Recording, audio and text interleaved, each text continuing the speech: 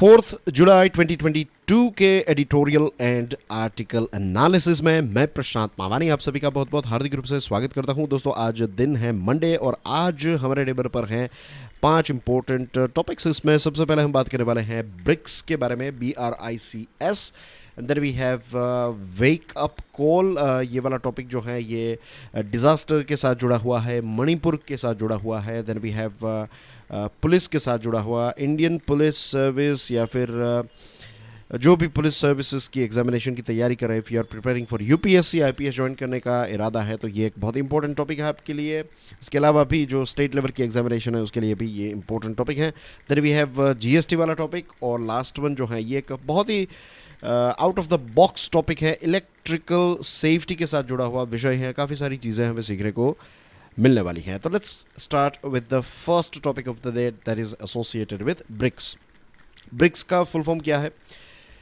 5 देशों का ये ग्रुप है, Brazil, Russia, India, China and South Africa. अब ये कोई नया ग्रुप नहीं है दोस्तों, काफ़ी पुराना ग्रुप है। काफ़ी सारी समिट्स इसकी हो चुकी हैं, इस पर काफ़ी सारी बातचीत भी हमने कर ली है, राइट। तो मैं उन सारी पुरानी डिटेल्स में नहीं जाऊंगा। अगर आप इन 5 देशों को देखें, that is Brazil, Russia, India, China, south Africa, तो ये 5 के 5 जो हैं ये डेवलपिंग देश है। और जब ये ग्रुप बनाया गया, साउथ अफ्रीका इसमें बाद में जॉइंट हुआ। पहले ये ब्राज़ील, रशिया, इंडिया और चाइना का ग्रुप था, फिर साउथ अफ्रीका जॉइंट हुआ। और फिर बेसिक बात ये थी कि ये जो डेवलप्ड देश हैं तो उनकी वर्ल्ड बैंक और उनका IMF और ये वर्ल्ड के डेवलप्ड देशों का एक ग्रुप रहता है। तो अब डेवलपिंग देशों को भी एक ग्रुप बनाना चाहिए ताकि हमारी भलाई के बारे में, हमारे डेवलपमेंट के बारे में हम सोचें। तो ये ब्रिक्स का जन्म हुआ। ये बहुत ही लेमेंस लैंग्वेज में मैंने आपको इसका एक बैकग्राउंड बताया है, राइट। अब लास्ट वीक ब्रिक्स की समिट हुई थी और अच्छी बात, या आप इसको अच्छी बात भी कह सकते हैं, खुशखबरी भी कह सकते हैं कि बहुत सारे देश जो हैं, डेवलपिंग देश, जो ब्रिक्स को ज्वाइन करना चाहते हैं। फॉर एग्जांपल अर्जेंटीना और ईरान ने अप्लाई किया है फुल मेंबरशिप के लिए, वो ब्रिक्स ग्रुप को ज्वाइन करना चाहते हैं। और कुछ ऐसे भी दूसरे भी देश हैं जो ब्रिक्स को ज्वाइन करने का एक एस्पिरेशन जो है वो रखते हैं। अब ब्रिक्स जो हैं इनके कोऑपरेशन के 3 बड़े पिलर्स हैं। Number 1 is political and security, कि पॉलिटिक्स और सिक्योरिटी, जियो पॉलिटिक्स और इन सारी चीज़ों को लेकर और दुनिया की सिक्योरिटी, अपने अपने देशों की सिक्योरिटी को ध्यान में रखते हुए ये ब्रिक्स ग्रुप जो है वो काम करेगा। तो ये नंबर 1 है। नंबर 2 इकोनॉमिक एंड फाइनेंशियल, जैसे मैंने आपको बताया, वर्ल्ड बैंक का नाम लिया, IMF का नाम लिया, तो इकोनॉमी और फाइनेंस को लेकर भी ये ग्रुप जो है वो मिलकर काम करेगा। ये सारे देश जो हैं वो मिलकर काम करेंगे, ये इसका एक इंपॉर्टेंट पिलर है। And the third one is culture and people to people exchange, के ये 5 देश के जो लोग हैं उनके बीच में भाईचारा बढ़े, राइट। एक दूसरे के प्रति सम्मान, रिस्पेक्ट एक्सेट्रा, ट्रैवलिंग करें, एक दूसरे के कल्चर को जाने, शादियाँ हों, ये सारी चीज़ें। तो that is culture and people to people exchange. तो ये तो किताबी बातें हैं। प्रैक्टिस में क्या है, रियलिटी में ये है कि सिर्फ इकोनॉमिकल और फाइनेंशियल पिलर ही सबसे स्ट्रॉन्ग है। सारा हेवी लिफ्टिंग जो है वो इकोनॉमी और फाइनेंशियल पिलर ने ही किया है। जैसे न्यू डेवलपमेंट बैंक बनाई गई, कंटिजेंट रिजर्व अरेंजमेंट किया गया कि इमरजेंसी में अगर पैसे की ज़रूरत है 5 देशों को तो दिए जाए, एक्सेट्रा। लेकिन दूसरे जो 2 पिलर्स हैं उनके ऊपर ना के बराबर काम हुआ है, राइट। अगर आप देखें पॉलिटिकल और सिक्योरिटी पिलर की बात करें तो इसने तो कुछ ऐसा कोई ख़ास चीज़ डिलीवर ही नहीं की। अब देखिए, इसका एक एग्जांपल ले लेते हैं। 16 जून की बात है, राइट। 16 जून को क्या हुआ, जब यूनाइटेड नेशन सिक्योरिटी काउंसिल की 1267 कमेटी ने ये कहा कि एक लश्कर तैयबा LET का लीडर अब्दुल रहमान मक्की, तो ये जो मक्की हैं इसको हम ग्लोबल टेररिस्ट के लिस्ट में ऐड कर देते हैं। ये जब 1267 कमेटी ने कहा तो चाइना, जो ब्रिक्स का पार्ट है, जो ब्रिक्स का एक मेंबर कंट्री है, इसने टेक्निकल होल्ड लगा दिया इस प्रपोजल पर। ये इंडो US प्रपोजल तो था, इंडिया और USA का प्रपोजल, तो इस पर टेक्निकल होल्ड किसने लगाया? ब्रिक्स के ही एक देश ने।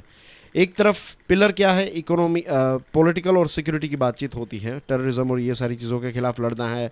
और ये 16 जून के एक दिन पहले यानी कि 15 जून को चाइना के ही जो यंग जैशी हैं, राइट, तो उन्होंने क्या कहा? उन्होंने कहा कि ये जो काउंटर टेररिज्म है, इंटरनेशनल काउंटर टेररिज्म और साइबर सिक्योरिटी कोऑपरेशन, और ये सारी चीज़ों को लेकर हमें यूनाइटेड नेशंस को फॉलो करना चाहिए और ग्लोबल काउंटर टेररिज्म कोर्स जो हैं उसको बढ़ावा देना चाहिए, इसमें हम सबको मिलकर काम करना चाहिए। ये सारी बड़ी बड़ी बातें उन्होंने की।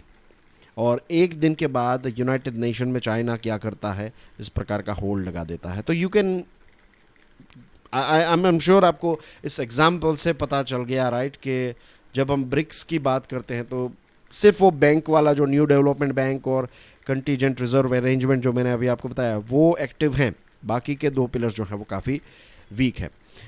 दूसरी तरफ आप देखिए कि अब एक गैंग बन चुकी है राइट। ये खास करके जब से यूक्रेन पर युद्ध की शुरुआत हुई है, यूक्रेन और रशिया के बीच में, तब से बीजिंग और मॉस्को के बीच में एक बहुत नज़दीकी बढ़ी है और दुनिया को खास करके वेस्टर्न वर्ल्ड को यही खतरा है कि ये दोनों देश जो है ना वो अब मिलकर डेमोक्रेसी और जो एक फ्री वर्ल्ड है तो इसके लिए ये खतरा बन चुके हैं। और चाइना ने अभी एक ग्लोबल सिक्योरिटी इनिशिएटिव लॉन्च किया है और ये एक्सपेक्ट कर रहा है कि बहुत सारे देश जो हैं वो इसमें जॉइंट हो जाए, ब्रिक्स के देश जॉइंट हो जाए और दूसरे जो ईरान है, अर्जेंटीना, ये सारे देश जो हैं वो भी ग्लोबल सिक्योरिटी इनिशिएटिव को ज्वाइन करें। तो it's going to be like anti west you can say. और दूसरी तरफ अगर हम देखें इंडिया, ब्राज़ील, साउथ अफ्रीका, तो ये देश जो हैं ये देश डेवलपमेंट के बारे में सोच रहे हैं। ये देश जो हैं वो एक अलग दिशा में जाना चाहते हैं और रशिया और चाइना जो हैं वो अलग दिशा में जाना चाहते हैं। तो ये अभी जो चीज़ें हो रही हैं ना उससे यही लग रहा है कि ब्रिक्स जो हैं वो वीक होता जा रहा है, क्योंकि यहाँ पर भी एक हमें एक क्लियर डिफरेंस नज़र आ रहा है। और ब्रिक्स जो हैं वो अगर और ज़्यादा देश इसमें जॉइंट होंगे तो हो सकता है कि रशिया और चाइना जो हैं वो इस पूरे ग्रुप को एंटी वेस्ट ग्रुप ही बना दे। तो भारत के लिए ये अच्छी बात नहीं होगी। ब्रिक्स एक अच्छा ग्रुप है, या फिर इसका पोटेंशियल जो है, if I be more precise, मैं कहूँगा कि इसका पोटेंशियल काफ़ी अच्छा है। बहुत सारे डेवलपिंग देश को हम लेकर साथ चल सकते हैं, लेकिन इस प्रकार का बिहेवियर अगर रशिया और चाइना का रहा तो फिर ब्रिक्स जो है वो किसी काम का नहीं रहेगा, एंटी वेस्ट हो जाएगा और भारत को आज नहीं तो कल इसमें से निकलना पड़ेगा अगर इसी प्रकार की चीज़ें जो है यहाँ पर होती रही तो। I hope things are clear to you as far as BRICS में अभी क्या चल रहा है उसको लेकर जो चीज़ें हमने डिस्कस की वो क्लियर हो चुकी होगी। Now let's move on to the next topic, wake up call.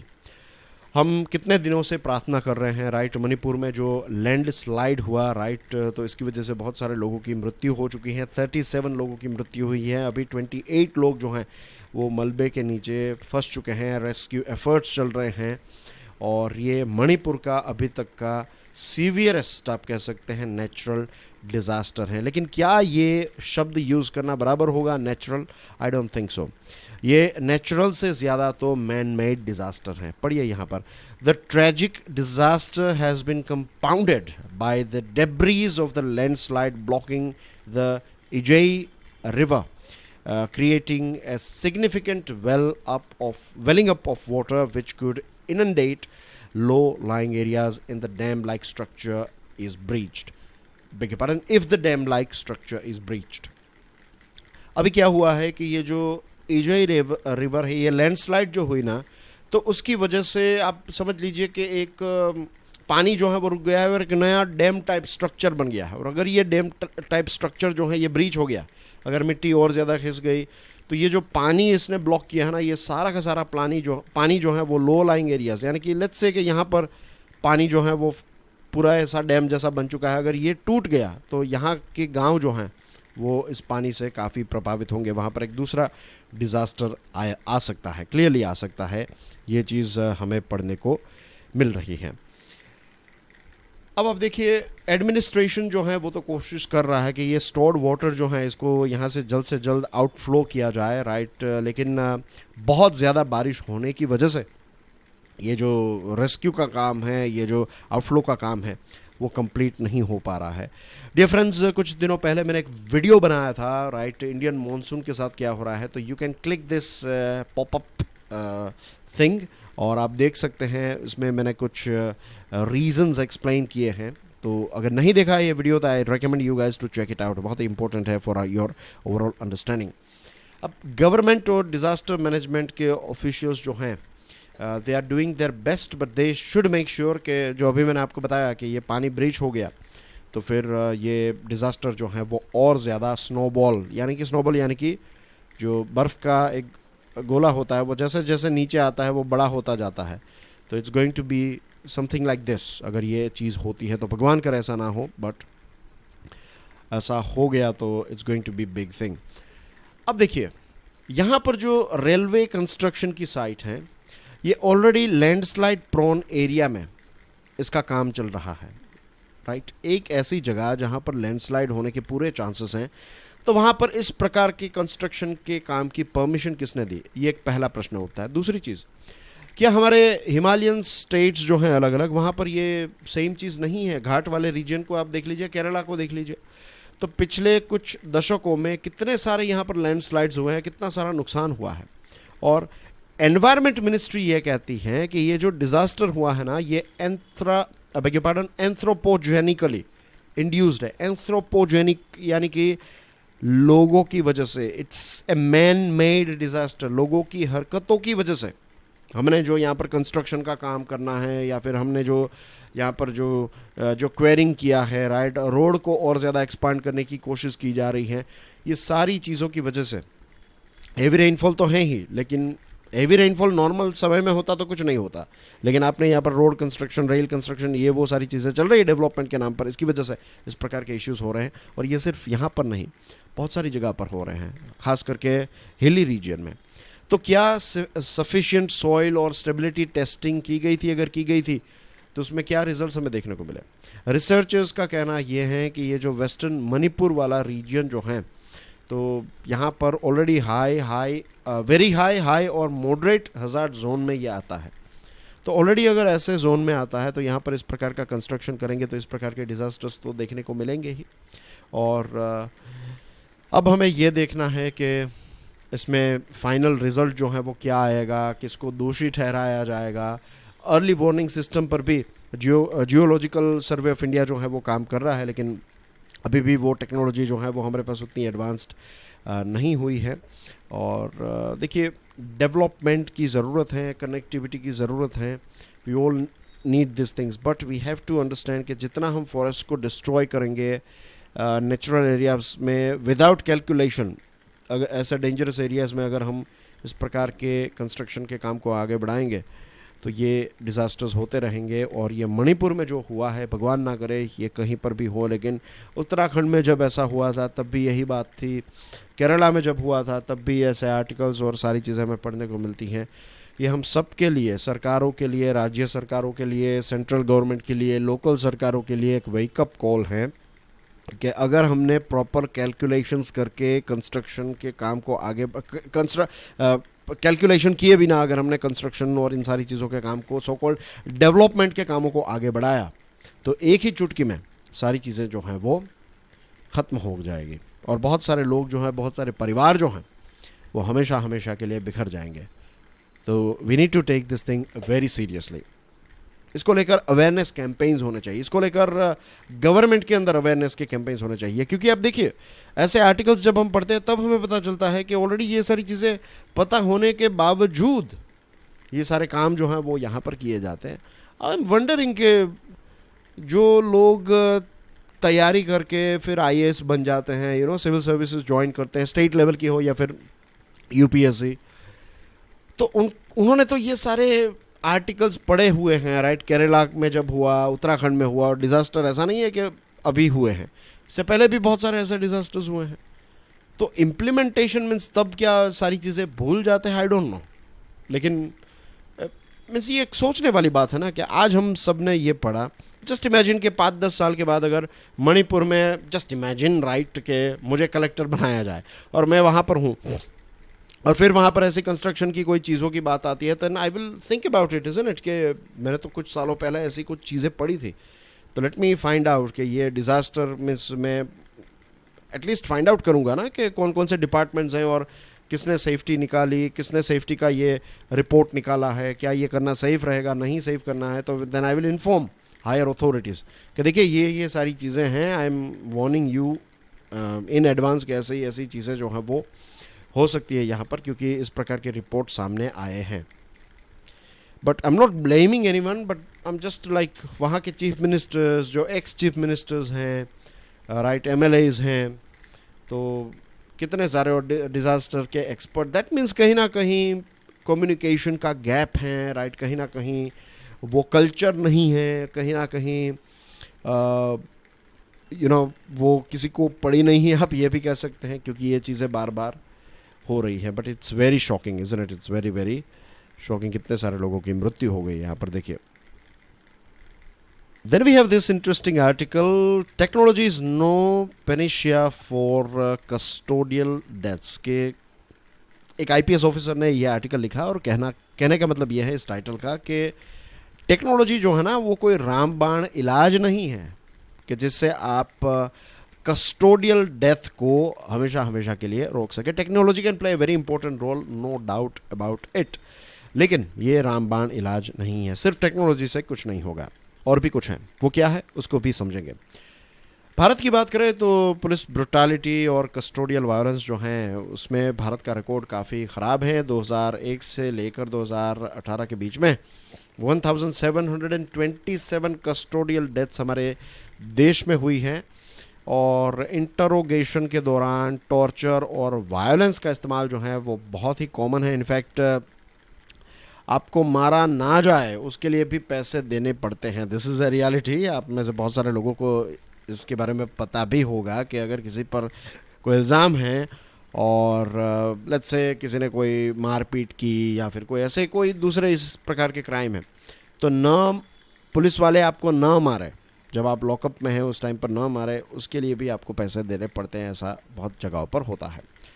और पुलिस ट्रेनिंग में, राइट, पुलिस पर्सनल को थोड़ा और सॉफ्ट, थोड़ा और ह्यूमेन बनाने के लिए बहुत सारा वक्त, बहुत सारे पैसे खर्च किए जाते हैं, लेकिन रिज़ल्ट जो है वो हमें उतने ज़्यादा देखने को नहीं मिलते हैं. सरकार चाहती है, देश चाहता है, पुलिस वाले भी चाहते हैं, राइट, क्योंकि यहाँ पर ये आर्टिकल लिखा हुआ है, आईपीएस ऑफिसर ने लिखा. बहुत सारे कांस्टेबल्स को आप पूछेंगे, they will also tell this thing कि साइंटिफिक मेथड अगर इन्वेस्टिगेशन की इम्प्लीमेंट की जाए तो अच्छा होगा, लेकिन वायलेंस एंड टॉर्चर जो है ये बहुत ही एक इजी रूट जो है वो एक आदत बन चुकी है.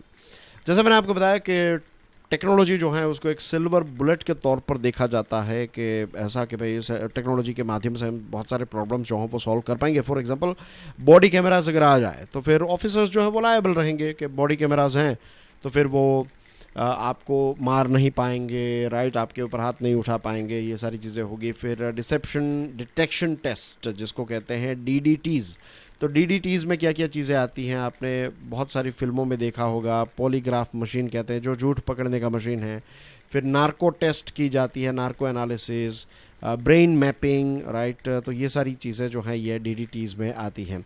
डीडीटीज़ में एक और नई चीज़ आई है जिसको कहते हैं brain finger printing system, BFS, और यूएसए में सीआईए के द्वारा यूज़ किया गया है, यूएसए की नेवी के द्वारा इसको यूज़ किया गया है, और पता चला है कि इसमें कोई एरर्स नहीं है, ना तो कोई फॉल्स पॉजिटिव्स हैं, ना तो कोई फॉल्स पॉजिटिव है. तो यू कैन से कि एक बहुत ही एक्यूरेट सिस्टम जो है वो सामने आई है जिसको कहते हैं ब्रेन फिंगर प्रिंटिंग सिस्टम. 2010 में जब Selvi versus state of Karnataka का केस था तो उस टाइम पर सुप्रीम कोर्ट ने ये एक जजमेंट दिया है कि ये जो डीडीटीज़ हैं, राइट, डीडीटीज़, तो जिसमें मैंने आपको बताया कितनी सारी चीज़ें आती है, तो आप ये narco analysis, polygraph, brain mapping test etcetera, ये सारी चीज़ें जो हैं वो आप उस व्यक्ति के कंसेंट के बिना, लेट्स से अगर मेरे पर कोई इल्ज़ाम है तो अगर आप पुलिस जो है वो मेरा नार्को टेस्ट करना चाहती है या फिर मेरा पॉलीग्राफ टेस्ट करना चाहती है या फिर ब्रेन मैपिंग टेस्ट करना चाहती है या फिर ब्रेन फिंगर प्रिंटिंग सिस्टम को अप्लाई करना चाहती है, तो जब तक मैं हाँ नहीं कहूँगा तब तक आप वो नहीं कर पाएंगे. अगर मैं एग्री हूँ, अगर मैं राज़ी हूँ तो ठीक है, वरना फिर कोर्ट में ये सारे एविडेंस जो हैं उसको रिजेक्ट किया जाएगा, और ऐसा हुआ भी था. विथ इन्फॉर्म्ड कंसेंट, अगर इन्फॉर्म्ड कंसेंट है, अगर वो राज़ी हैं तो दैट्स फाइन, तो फिर बीएफएस टेस्ट जो है उसको आप एविडेंस के तौर पर पेश कर सकते हैं. लेकिन ये बीएफएस जो है ये बहुत ही हाई एंड टेक्नोलॉजी है, काफ़ी एक्सपेंसिव हैं, और हमारे बहुत सारे राज्यों में ये चीज़ अवेलेबल भी नहीं है. Many departments now want robotic interrogators for interrogating suspects. Artificial intelligence, machine learning का इस्तेमाल करते हुए हम और अच्छी तरीके से एक जो व्यक्ति है जिसको इंटरोगेट किया जा रहा है तो उसकी बॉडी लैंग्वेज क्या है, वो क्या सोच रहा है, आई की मूवमेंट किस प्रकार की हैं, ऐसे बहुत सारे इंडिकेटर्स के माध्यम से आर्टिफिशियल इंटेलिजेंस और मशीन लर्निंग जो हैं वो हमारी मदद कर सकती हैं. I would like to add here one more thing. देखिए कि अभी तक का सबसे सोफेस्टिकेटेड, जहाँ तक हमें पता है, इस यूनिवर्स के बारे में नहीं पता लेकिन we know about solar planet. इस पृथ्वी पर सबसे एडवांस्ड अगर कोई मशीन है तो दैट इज़ ह्यूमन ब्रेन. और एक ट्रेंड इंटरोगेटर जो होते हैं ना, उनकी ये एक एबिलिटी बन जाती है. जो चीज़ आप सालों से करते आए हैं, जो चीज़ आप एक लंबे समय से करते आए, उसमें आप एक्सपर्ट बन जाते हैं. और ये सिर्फ कहने की बात नहीं है, ये हर जगह पर है. राइट. घर में अगर मदर खाना बनाती हैं तो शी विल नो कि मीन्स वो सारी चीज़ें नाप नाप कर नहीं डालेगी ना. शी विल नो कि इतना ही नमक डालना है, क्योंकि उतने सालों की उनकी प्रैक्टिस है. तो this happens with interrogation as well, this happens with your driving, this happens with so many things. Right. हमारा दिमाग जो है वो ये सारी चीज़ें ऑटोमेटिकली कर लेता है. बट आई वुड से, मुझे ऐसा लगता है, ये मेरी पर्सनल बिलीफ है. राइट. जहाँ तक मैंने चीज़ों को पढ़ा है, आई कैन टेल यू, जहाँ तक समझा है कि आई कैन टेल यू कि अगर अच्छे इंटरोगेटर्स को ट्रेन किया जाए, राइट, तो मीन्स आर्टिफिशियल इंटेलिजेंस का भी कोई मैच नहीं रहेगा इनके सामने. बट अगेन, इसका मतलब ये नहीं है कि एआई का यूज़ नहीं करना. Yes, why not, we can use both. अच्छे ह्यूमन बीइंग्स, अच्छे इंटरोगेटर्स, एक्सपर्ट्स को यूज़ करने के साथ साथ हम we can use robots as well. और ये पाया गया है कि रोबोट्स जो हैं उनके साथ लोग थोड़ा कंफर्टेबल होते हैं कंपेयर टू ह्यूमन बीइंग्स, क्योंकि ह्यूमन बीइंग्स जो हैं फिर लगेगा कि साहब मेरे बारे में क्या सोचेंगे, ये वो एक्सेट्रा.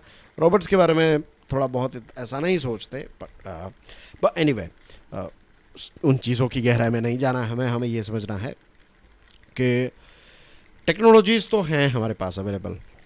और लॉ कमीशन ऑफ इंडिया जो है उसका कहना यह है कि एविडेंस एक्ट में कुछ बदलाव की ज़रूरत है. राइट. 2003 में ये कहा था, इसमें बदलाव की ज़रूरत है. और राइट, पुलिस पर ये रिस्पॉन्सिबिलिटी होनी चाहिए कि पुलिस जो है वो चीज़ों को प्रूव करें. अब क्या होता है कि टॉर्चर करके आप किसी को मारेंगे और मारने की धमकी देकर फिर उससे बुलवा लेंगे कुछ चीज़ें, तो that is something very easy, लेकिन रियलिटी नहीं आएगी ना, न्याय नहीं होगा. D K Basu versus state of West Bengal 1997 का ये केस है. और इसमें कहा गया था कि स्ट्रिंजेंट एक्शन लेनी चाहिए उन लोगों के खिलाफ जो लोग, एपेक्स कोर्ट ने इस पर्टिकुलर केस में जो एक जजमेंट दिया था तो इसका वायोलेशन करते हैं कि आप टॉर्चर नहीं करना है, यू नो, इस प्रकार की सिस्टम का आप इस्तेमाल नहीं कर सकते. मिस टॉर्चर और मारना पीटना, ये सारी चीज़ें, धाक धमकी देना. बट अभी भी ये सारी चीज़ें चल रही हैं. Prevention of torture 2017 draft bill जो है वो आज भी पास नहीं हुआ है.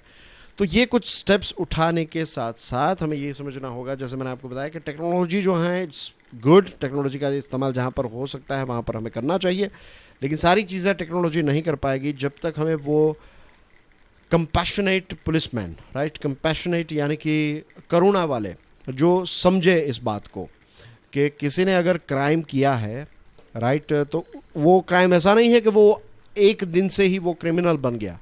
जो कहते हैं ना, एक फेमस डायलॉग है कि कोई इंसान अपनी माँ के पेट से जब जन्म लेता है तब से वो क्रिमिनल नहीं होता है, ये समाज उसको क्रिमिनल बनाता है, जो उसके एक्सपीरियंसेस है वो क्रिमिनल बनाते हैं. तो क्रिमिनल साइकोलॉजी की गहराई में हम जाएँ तब पता चलता है कि बहुत सारे ऐसे अनुभव, बहुत सारे ऐसे एक्सपीरियंसेस जो होते हैं वो इसके पार्ट होते हैं. तो ये चीज़ों को समझ कर चीज़ों को अच्छी तरीके से हैंडल करने वाले पुलिस वाले जो हैं वो हमें चाहिए. ऐसे हैं भी, but we need to create this culture, create this system. I hope this things are clear to you. GST के फ्यूचर के बारे में एक आर्टिकल है, टाइम्स ऑफ इंडिया का ये आर्टिकल है. राइट. हमने देखा कि जीएसटी का अभी बर्थडे गया, 5 साल पूरे हो गए जीएसटी के, और आज भी कुछ चीज़ें जो हैं वो जीएसटी का पार्ट नहीं हैं. अब ऑयल प्रोड्यूसर्स और रिफाइनरीज जो हैं, तो ये ऑयल को एक्सपोर्ट करते हैं. हमारे देश के में जो तेल पैदा होता है फिर रिफाइन किया जाता है, फिर इसको दूसरे देशों में एक्सपोर्ट किया जाता है. तो इस पर सरकार ने 30 जून को एक विंडफॉल टैक्स लगाया है ताकि ये विंडफॉल गेन जो है वो ना हो. अब ये विंडफॉल गेन क्या है वो मैंने एक्सप्लेन किया. You can click here to watch that video. Right. Financial news analysis के वीडियोस को देखा करें। आप किसी भी एग्जामिनेशन की तैयारी कर रहे हैं, let me tell you, all competitive examination की तैयारी की, कोई भी हो, स्टेट लेवल की हो, नेशनल लेवल की हो, ये ट्रायो जो बना है it's going to help you a lot. जो जिसमें करंट अफेयर्स है, फिर एडिटोरियल एंड आर्टिकल एनालिसिस वाला लेक्चर जो ये वाला है, and financial news analysis, it's like a combo. ये तीन वीडियोस आप देख लेंगे, मोस्टली सारी चीज़ें जो है वो कवर हो जाएगी, मोस्टली सारी चीज़ें। When I am saying mostly in the sense कि कोई ऐसी चैनल नहीं है, कोई ऐसा प्लेटफॉर्म नहीं है जो ऐसा कह सके कि 100% हम सारे के सारे कवर। कुछ मेहनत आपको करनी पड़ेगी। अगर कोई ऐसा कह भी रहा है कि सारी चीज़ें आप बस हमारे वीडियोस देखते रहिए, हमारा कोर्स खरीद लीजिए, आप पास हो जाएंगे, I don't believe that thing, और ये बात गलत भी होगी। मैं आज बता रहा हूँ आपको, बताता रहूँगा फ्यूचर में भी। फ्यूचर में अगर मैं भी क्यूरियसली एजुकेशन भी अगर कोर्सेस लॉन्च करें तो ये आज की डेट आप रेफरेंस पर ले लीजिए। आई कैन टेल यू, जब तक स्टूडेंट मेहनत नहीं करेंगे तब तक दुनिया के कितने भी रिसोर्सेज आप दे दीजिए, दुनिया की सारी किताबें, दुनिया के सारे वीडियो, सारी चीज़ें आ जाए, अगर आप मेहनत नहीं करेंगे तो कुछ नहीं होगा। Remember this thing always. तो कुछ मेहनत आपको करनी पड़ेगी, लेकिन this 3 are like you know, it's like ये ट्रायोलॉजी जो है, ये ट्रायंगल है, current affairs, editorial, article analysis and financial news analysis, like your holistic diet. तो सेंट्रल गवर्नमेंट ने ये विंडफॉल गेन जो है वो रोकने के लिए विंडफॉल टैक्स जो है वो लगाया है। अब सेस जो है ना, सेस के बारे में आपको पता होगा, फाइनेंशियल न्यूज़ एनालिसिस में काफ़ी हमने डिस्कस किया कि सेस जो है वो सिर्फ सेंटर के पास रहता है, स्टेट के पास नहीं रहता है, और स्टेट गवर्नमेंट जो है वो इससे काफ़ी नाराज़ है कि सारा सेस जो है वो आप लगाते रहते हैं और सारे पैसे आपके पास चले जाते हैं, हमारे पास कुछ नहीं बचता है। अब जीएसटी काउंसिल की जो मीटिंग हुई, तो इस मीटिंग में इनडायरेक्ट टैक्स को थोड़ा और रिफाइन करने की बातचीत हुई, फिर एग्जेम्पशंस जो है उसको कम करने की बातचीत हुई, इन्वर्टर ड्यूटीज़ को हटाने मीन्स उसको सॉर्ट आउट करने की बातचीत हुई, ये सारी चीज़ें भी हमने डिस्कस की थी। और 2020-21 में काफ़ी स्ट्रेस भी आया पेंडेमिक की वजह से, लेकिन ये सारे चैलेंजेस से उभरा है जीएसटी। लेकिन आज भी जीएसटी जो है ये एक वर्क इन प्रोग्रेस है। अब दोस्तों, पेट्रोलियम प्रोडक्ट्स और इलेक्ट्रिसिटी जो है वो जीएसटी का पार्ट नहीं है। नाउ वी नो कि जीएसटी में क्या है, जीएसटी जो है वो एक कंजम्पशन बेस्ड टैक्स है, यानी कि फाइनल कंज्यूमर जो है वो, कस्टमर जो है वो टैक्स पे करेगा, राइट। आपको जो टैक्स कलेक्ट करके फिर सरकार को दे देना है, कंज्यूमर जो है वो टैक्स पे करेगा। तो जो प्रोडक्शन करने के लिए आप इलेक्ट्रिसिटी का इस्तेमाल, आपका कारखाना है तो आप पेट्रोलियम का इस्तेमाल करते हैं, इलेक्ट्रिसिटी का इस्तेमाल करते हैं, तो इसको आपको मीन्स ये इस पर जो आपने टैक्स पे किया ना, वो आपको इनपुट टैक्स क्रेडिट के तौर पर नहीं मिलता है। और जीएसटी को लॉन्च करने का मेन लक्ष्य क्या था कि हमारी इकोनॉमिक एक्टिविटीज़ जो है ये और ज़्यादा कॉम्पिटिटिव हो जाए, टैक्स पर टैक्स जो होता है कैस्केडिंग इफेक्ट ना हो, इन सारी चीज़ों को रोकने के लिए जीएसटी को इंट्रोड्यूस किया गया था। लेकिन ये दोनों चीज़ें ऐसी हैं, electricity and your petrol and petroleum products, कि हर जगह पर आपको चाहिए, और हर जगह पर ये टैक्स जो है कैस्केडिंग इफेक्ट आज भी इसकी आ रही है। तो स्टेट्स को on board locker central government को इसके बारे में कुछ सोचना चाहिए। बेसिकली जीएसटी काउंसिल को इसके बारे में सोचना चाहिए कि we need to add this petroleum and electricity under the purview of GST. और जो स्टेट्स हैं उनका इल्ज़ाम भी सही है कि सेंट्रल गवर्नमेंट जो है वो सरचार्ज और सेस जो हैं वो लगाती रहती है, और हमारे पास से सारे पैसे जो मीन्स जब जीएसटी को इंट्रोड्यूस किया गया, के स्टेट गवर्नमेंट के जो टैक्स कलेक्ट करने के अधिकार थे वो भी उन्होंने गिव अप किए, क्योंकि उनको एक कॉम्पनसेशन देने की बात थी। लेकिन किसको पता था कि बीच में 2 साल जो है वो कोविड खा जाएगा।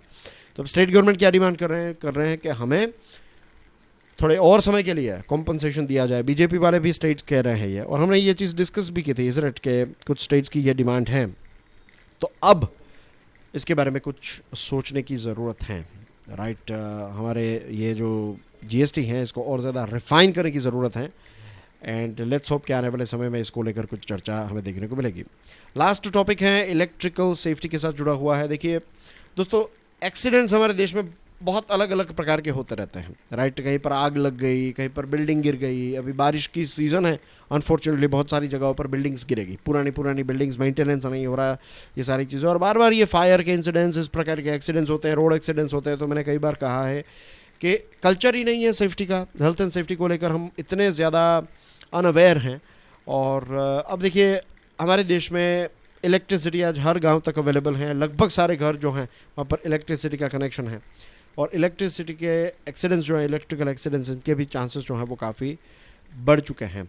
अनफॉर्चुनेटली हमारे देश में रूल्स एंड रेगुलेशंस तो हैं, this is a fortunate thing के रूल्स एंड रेगुलेशंस हैं, लेकिन अनफॉर्चुनेटली इसके इम्प्लीमेंटेशन की जब भी बात आती है तो हमारा रिकॉर्ड काफ़ी पुअर है।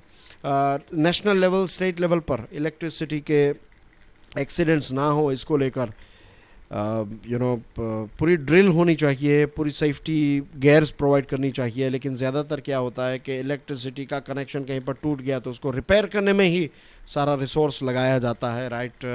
जो सेफ्टी किट्स, ट्रेनिंग्स हैं कुछ स्टाफ को दी गई, लेकिन आज भी वो कल्चर नहीं है। नेशनल क्राइम रिकॉर्ड्स ब्यूरो ये कहता है कि ज़्यादा से ज़्यादा लोगों की अब मृत्यु हो रही है इलेक्ट्रिसिटी की वजह से। आप देखिए 1990 में 2957 डेथ्स हुई थी बिकॉज ऑफ इलेक्ट्रिकल शॉक या फिर इलेक्ट्रिक्यूशन। अब देखिए 2020 में इट्स गॉन अप 15,258। दुनिया के दूसरे देशों में ये आंकड़ा जो है वो ड्रॉप हो रहा है, वहाँ पर सेफ्टी और सारी चीज़ें आने की वजह से, इलेक्ट्रोक्यूशन की वजह से मृत्यु जो है वो कम हो रही है। हमारे यहाँ पर ये आंकड़ा बढ़ता जा रहा है और सारे लॉज हैं, मैंने जैसे आपको बताया, रूल्स रेगुलेशन सारी चीज़ें हैं, इम्प्लीमेंटेशन जो है वो काफ़ी ख़राब है। और एक बहुत ही अच्छा स्टेटमेंट है यहाँ पर, बहुत अच्छी लाइन है, एक्सीडेंट्स सेइंग, एक कहावत है कि accidents do not just happen but are caused. इसका बहुत ही गहरा मतलब है। ऐसा नहीं है कि एक्सीडेंट्स हो जाते हैं, रियलिटी ऐसी है कि हमने सेफ्टी का और इन सारी चीज़ों का ध्यान नहीं रखा, इसलिए एक्सीडेंट्स होते हैं। और रूरल एरिया में एक्सीडेंट जो है वो काफ़ी ज़्यादा है। 90% जितने लोग जिनकी मृत्यु होती है वो जनरल पब्लिक होती है। Poor design, construction, inadequate maintenance, inadequate protection system, lack of safety awareness, ये सारे कुछ रूट कॉज हैं। And we need to create a safety culture for this thing, right. Electricity की सेफ्टी को लेकर अब एक पब्लिक इंटरेस्ट के तौर पर इसको देखना चाहिए और प्रॉपर मॉनिटरिंग इसकी हो, वेरिफिकेशन हो, ये सारी चीज़ें हमें करनी पड़ेगी। सो एक बहुत ही इंटरेस्टिंग आर्टिकल था। That's everything in today's discussion. Please do share this lecture with other students. Thank you very much for your love and support. I will see you soon with financial news analysis. Till then, enjoy your studies. God bless you all. Jai Hind.